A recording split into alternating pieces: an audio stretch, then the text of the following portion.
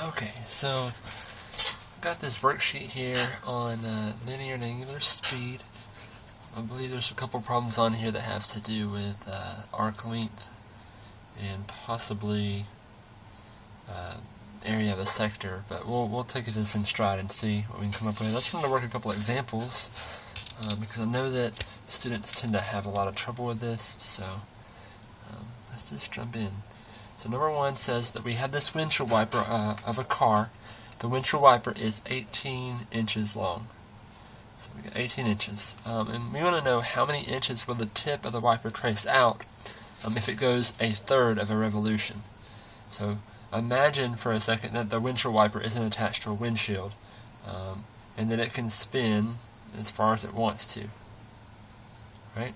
So we know that this windshield wiper is 18 inches long, and we only want it to go a third of a revolution instead of a whole revolution. So 1/3 revolution, well, we know that in the whole circle there are 360 degrees. So if we go a third of that, well, that's only going to be 120 degrees.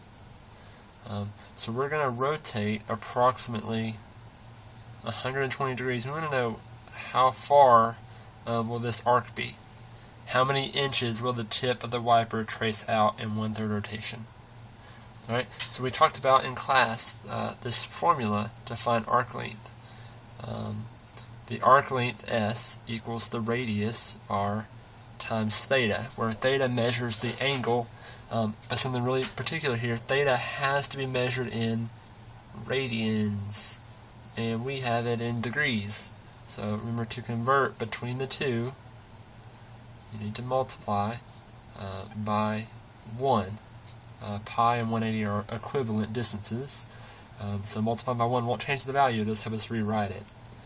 So we get 120 pi over 180, which will reduce to 2 pi over 3, or 2/3 pi. So then the arc length S would be 18 inches times 2 pi over 3, which works out to be, well, 18 divided by 3 is 6, times 2 would be 12 pi inches. Which if you type that into the calculator, that's approximately 37.7 inches. Alright. Verify briefly that you can still see all of this work. Okay, so took us just under 3 minutes to solve one question. Let's see if we can work through the rest at about the same pace. So here's number one. Again, feel free to pause and rewind if you want to look at my work a little longer. In question number 2 here, we have the same windshield wiper, but we now know that in the 1/3 revolution, it only takes it 1 second to go that far. So we don't usually measure, revolutions per second. You might have heard RPM before, revolutions per minute, but revolutions per second is similar. So we want to know how fast is the tip of the wiper moving, and since our radius again is still 18 inches, we're still in the same type of problem. Since this is measured in inches, I'm going to assume when they say how fast is it going, that they want the speed in inches per second, because we have 18 inches there, and we know that that's 1/3 revolution in 1 second. So what we need to do is we need to convert from revolutions to inches. So in 1 revolution, in other words, again, pretend that the windshield wiper isn't attached to a windshield and that it can spin in a circular manner. If this is 18 inches, and we go 1 revolution, 1 trip around the circle, how far is that? What's the distance? Well, we know the distance around a circle is the circumference. That's 2 times pi times the radius. And in this case, we know the radius is 18. So the circumference would be 36 pi. And that would be, again, measured in inches. So in 1 revolution, there are 36 pi inches. Okay? So multiplying across, we'll notice that the revolutions will cancel out and we'll be left with inches per second, which is what our goal was.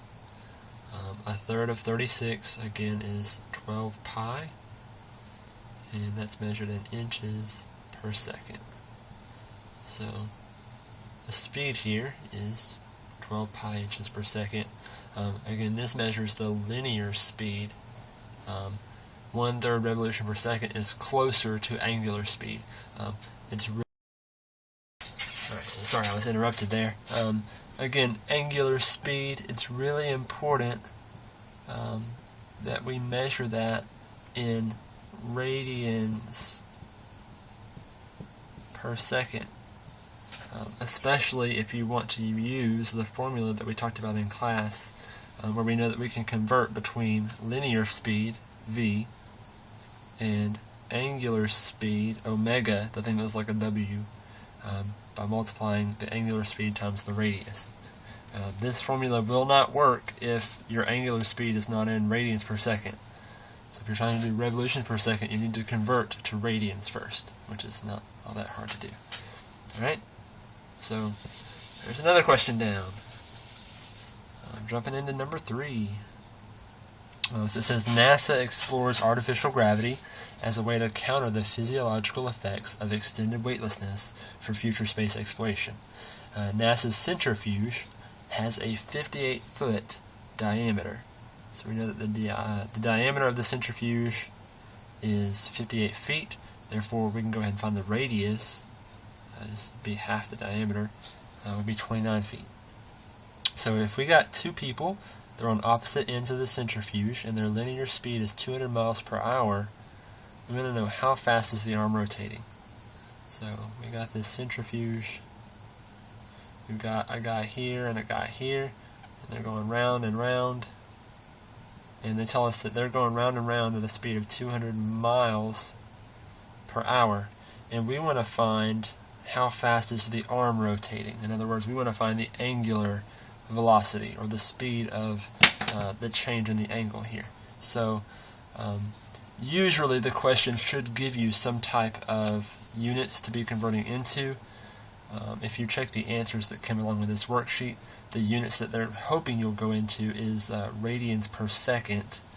I'm not sure that I would have immediately went for that. I would have probably gone with radians per hour, but we can go all that way if we want to. So start off with, we know that there's 200 miles per 1 hour is our linear velocity. And we're going to change this ultimately into radians per second. This is our goal. Alright, so 200 miles. Let's first change from miles into feet, since that's what our radius is measured in. So we know that in 1 mile there are 5,280 feet. And since I want to get it into seconds, I know that in 1 hour there are 60 minutes. And in 1 minute there are 60 seconds. So now I have my, once I start multiplying this out, the miles cancel, the hours cancel, the minutes cancel, and I have an answer in feet per second. So feet per second, if I want to convert further, I need to get it into radians per second. So I need to figure out, if I go 1 radian, how many feet is that? Which is something that's important to know. So it helps if you understand what a radian is.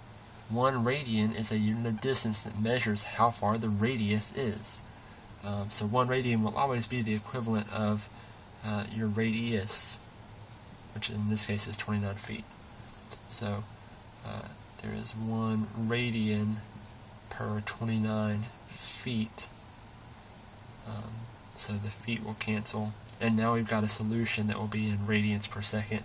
We just need to multiply it out.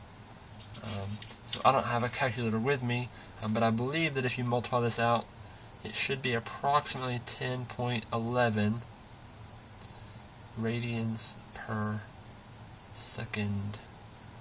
And that would be the angular speed, or angular velocity. I think velocity and speed are the same thing. I hope anyway.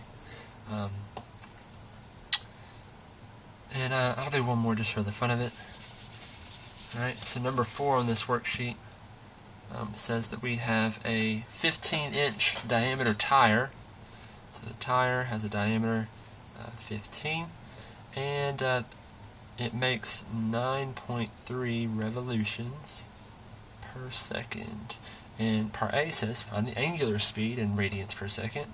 Part B says find the linear speed of the car. Usually we do car speed in miles per hour. So first let's convert revolutions into radians, because that's a piece of cake. We know that if we go one trip around the circle, well, how many radians is that? So if you know anything about circles at all, you know that that would be 2 pi radians in one revolution. So when we multiply the revolutions cancel, we get 18.6 pi radians per second. That's your angular speed. That's the solution to question A. Part B asks us to find the linear speed of the car. So again, we can start with the angular velocity here. So I know 18.6 pi radians per second. And I want to convert between radians and some unit of measure. We know, for example, we're dealing with a 15-inch tire, so I'm probably going to want to convert into inches per second, which again is a piece of cake as long as you know that the radius of something that has a diameter of 15 would be 7.5 inches. So in 1 radian there would be 7.5 inches. So multiplying here, we'll get a solution in inches per second, which checking the answer on the back is where they left it. So 438.25 if you multiply this out, inches per second. Apparently that's a good enough answer for them, so that's good enough for me. If you wanted to convert it further and goes into miles per hour, well, we know that if we're in inches per second, there are 12 inches in 1 foot. There are 5,280 feet in 1 mile. There are 60 seconds in 1 minute. And there are 60 minutes in 1 hour. So you just multiply 438.25 times this mess here, and you'd be in miles per hour. Alright, so that's a good start.